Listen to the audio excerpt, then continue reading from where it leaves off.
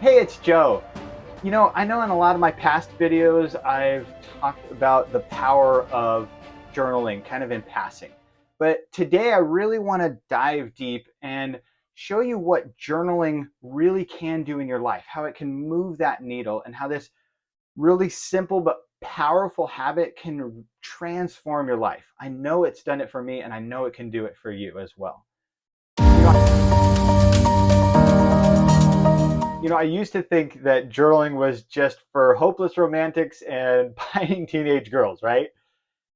I also used to think it was just about complaining or about writing about the crush you had in high school or maybe just a strict schedule. And while some of that is part of it, but that's not all of it. That's not the true power of journaling. I actually was kind of forced into journaling myself by a mentor. I was going through a really dark time in my life. And he said, you really need to journal. You really need to start capturing your thoughts. You need to take your thoughts captive. The Bible says, take our thoughts captive, right? So that's really the first amazing part of journaling is self-discovery. You're actually capturing your thoughts because what happens is we have all these thoughts and all these things going through our head all the time. And by the time we go back and we want to grab a thought that we had earlier, it's gone, right? So it provides an area to really collect your thoughts. The other thing is you actually start learning more about yourself when you journal. I know that sounds funny. We all know ourselves, right? You would be surprised at how little you know about yourself. The other thing is when you start writing, it's hard to explain. And I know pretty much everyone I know that journals in this way, they all have the same trouble describing it, but there's like almost like a magic that happens when you start journaling, especially when you do it by hand with a pen.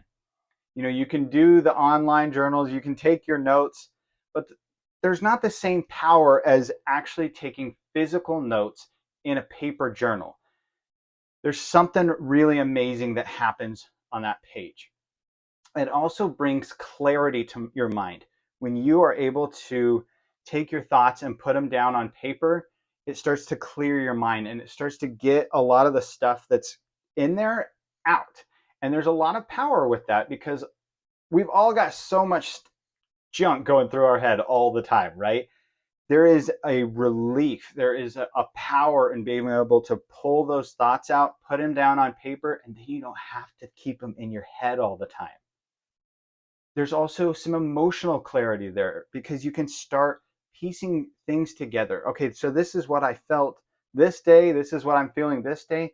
Is there a pattern here? Is there something that I'm missing? And you can actually start to put pieces together of your own mind. It sounds really kind of ambiguous, but it works and it's a really amazing process. It's also really good for goal setting and kind of keeping yourself accountable because when you go back and look at your past notes, you can see where you've come.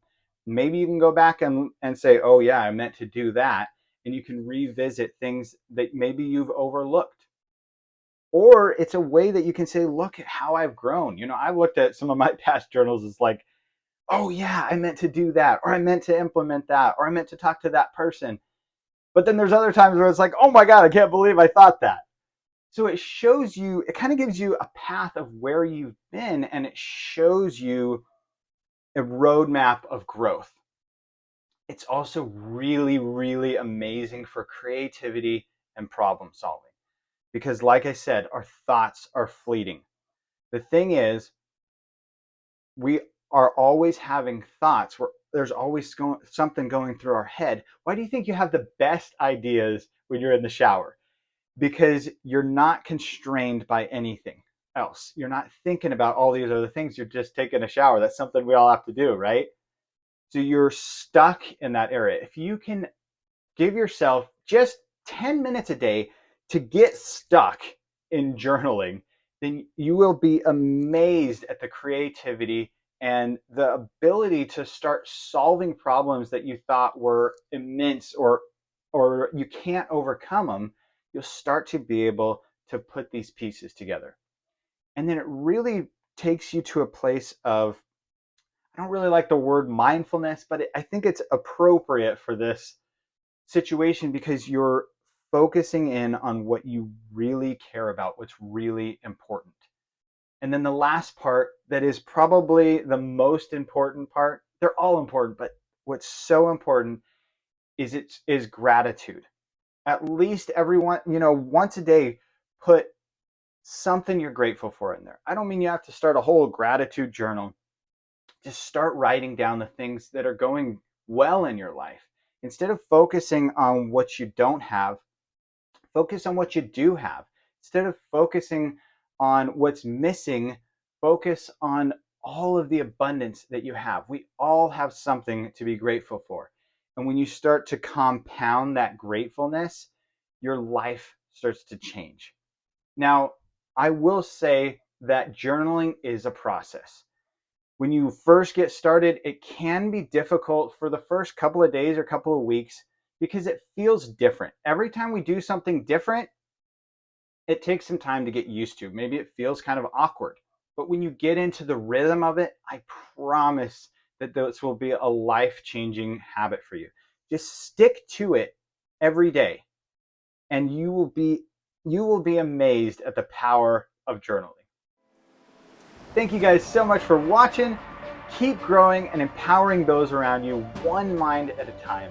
Like, share, and subscribe. Until next time, I'm Joe.